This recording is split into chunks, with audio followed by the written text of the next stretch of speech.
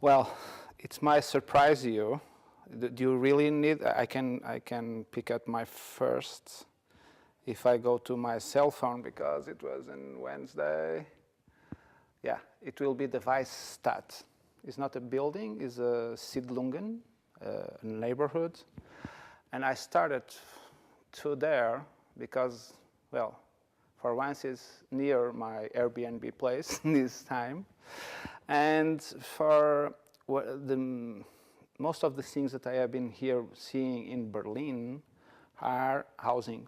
As I already told you before in the opportunity, I'm teaching collective dwelling for once, so it is important for me to refresh, to learn from the simple things in the city. And for twice, my PhD is also related to external spaces in social housing. So one of the things that I have seen the most till now is Siedlungen, like Siemensstadt and the Viertel today, the Karlegen, Wohnstadt Karlegen.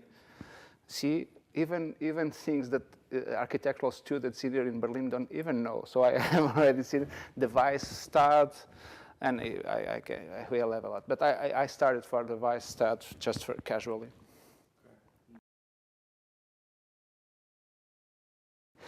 Well, I'm used to say, and for me it's true in the twisted sense, that I am a small town boy in the American sense.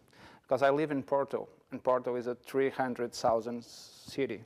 So it's like a Berlin neighborhood, I believe. It's a very small town. And I have born in Porto, do all my education in Porto, go to college in Porto, doing my master's in Porto. I am doing my PhD now in Porto. So the only thing that I need to do is to travel in some senses. Nowadays is even easier because you can travel in your own room, as you know better than me.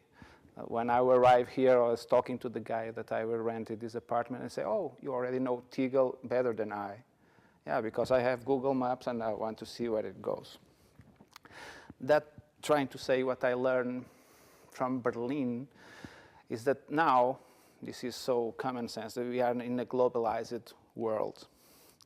But Berlin, nowadays, has new things that are different from any other places, but then mainly, I believe, considering the historical conditions of the town, these Siedlungen from the 20s, the 30s, the 40s, the 50s, then the 60s, that came from the history of architecture, and they are here to be seen.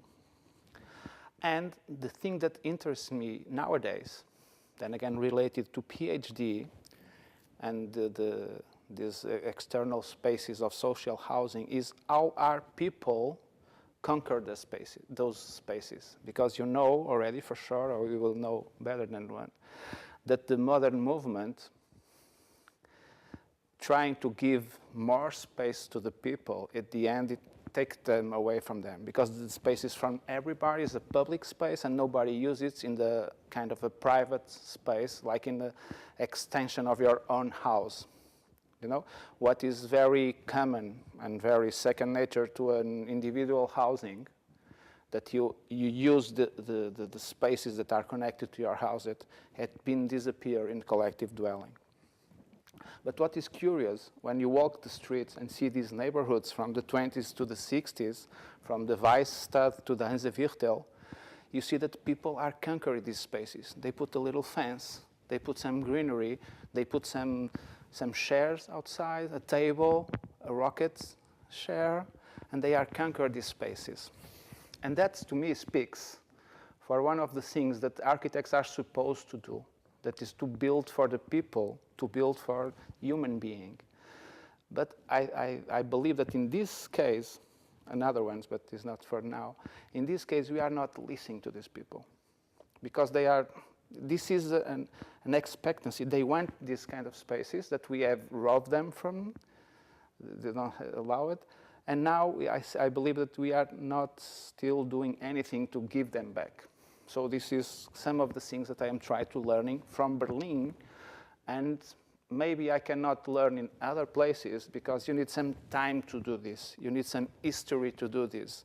And you have this huge, this big Siedlungen, these big housing states from the 20s to the 60s. So you have time and generations on that places to have the confidence to come outside and say, this is my space. It will be my space. I don't care what the Mary say, their hot house say, I will want this space because my house is small, or I want to get out and have a meal outside in the sun because, like my neighbor do.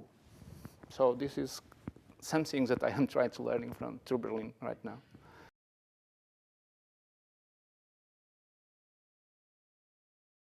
One of the things that is different between Porto and Berlin in this case, like trying to get to the outer spaces, is also, it comes also from history, culture, anthropology, education, if you want it. Let me tell you why. For once, Porto is a small town and Portugal is a small country. We have 10 million people, just almost finishing. Twice, we are a very young democracy. We are only in the well, some of Europe also, but we are Democrats from 74 till now, so 43 years that we are Democrats. And being a democracy, it pays a lot of things when you live in the city between all of them. But on top of that, because of history, because of religion also, we are urban, also a very recent urban people. If you go to Lisbon, our capital, in the Christmas, for instance, it will be desert. Because at least half of the people go to their own land where they live from. And why this is important for what I told you. A lot of pictures that I already take it here in Berlin is from people working outside in their flowers, in the gardens, and doing like that. So it's natural. You even have one thing that is not a surprise for me because I have seen it in France some years ago, but is a surprise in Portugal. You even have some plots of land where people just go to grow tomatoes or to grow flowers, and they have a little house that is growing. I see the big houses already. So you have the urge, the need to touch the earth, the dust, and it. And in Portugal, we don't want to do that. Because my parents and my grandparents come from the rural world. So touching the dirt is something that I still want to run away from. So this is how, for instance, these kind of spaces that I'm trying to understand what's happening, mainly in France, is my case student's PhD, but also found it here in Berlin. And we are not working there in Porto. I believe that also have to do with this, not only for sure, but these different cultural differences that comes from culture, it comes from history.